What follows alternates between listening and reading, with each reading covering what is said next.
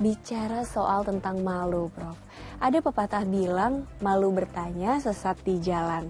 Tapi ada juga yang bilang bahwa manusia itu harus mempunyai rasa malu, Prof. Sebenarnya gimana, Prof? Kita sebagai orang Islam ini haruskah mempunyai rasa malu? Silakan, Prof. Baik, para pemirsa dimanapun juga berada. Tema kita hari ini sangat penting ya. Karena saya teringat al-haya minal iman. Rasa malu itu bagian daripada iman. Itu qala Rasulullah SAW. Bahkan ada orang yang mengatakan bahwa orang yang tidak punya rasa malu itu mayat yang berjalan.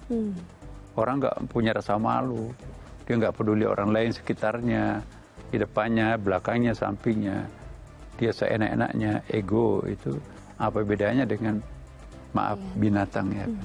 Hanya binatang yang berani melakukan apapun di depan sesamanya.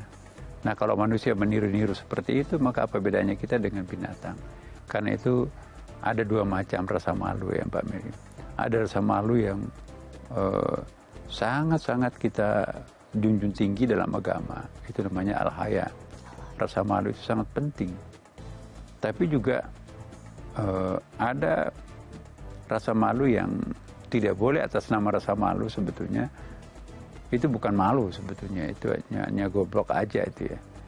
Jadi poin ini kalau kita bisa katakan rasa malu itu adalah sesuatu yang sangat positif ya kan. Kenapa? Karena rasa malu itulah yang membuat martabat manusia itu nanti akan naik turun. Orang yang menjunjung tinggi rasa malu, dia tahu ya beradab, dia tahu apa jadinya kalau orang kita lakukan semacam kekurangan ajaran terhadapnya. Apa yang akan terjadi pada saat kita sedang berada dalam situasi yang tidak pada tempatnya, ya dia akan tersiksa kan. Ya, dia akan pasti tersiksa. Karena itu saya mohon betul. Jadi apa yang disampaikan oleh agama, junjung tinggilah rasa malu itu sangat penting.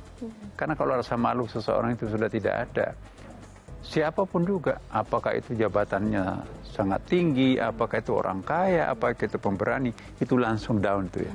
Langsung jatuh itu. Kenapa? Karena ya tidak sepantasnya melakukan hal seperti itu kok bisa dilakukan. Maka itu Rasulullah wanti-wanti betul. Orang yang tidak punya rasa malu itu sama dengan orang yang tidak punya iman. Maka itu keimanan itu ditandai dengan ketebalan rasa malu itu sendiri. Tadi ada pepatahnya, malu bertanya sesat di jalan, itu sebetulnya bukan malu, itu underconfident. Beda tuh kan, bedakan antara malu dengan rasa underconfident. Nah hemat saya justru orang yang tidak punya rasa malu itu, ya kalau nggak mau bertanya, bukan malu itu. Nah, hanya takut gengsi-gengsian, nggak mau bertanya, kan sesat di jalan itu. Nah orang yang punya rasa malu itu, orientasinya itu pasti akan sukses. Orientasinya tuh, ya nggak ada yang salah kok kalau kita bertanya ya kan. Jadi itu bukan rasa malu di situ. Nah yang kita maksudkan rasa malu itu adalah sesuatu yang sangat positif.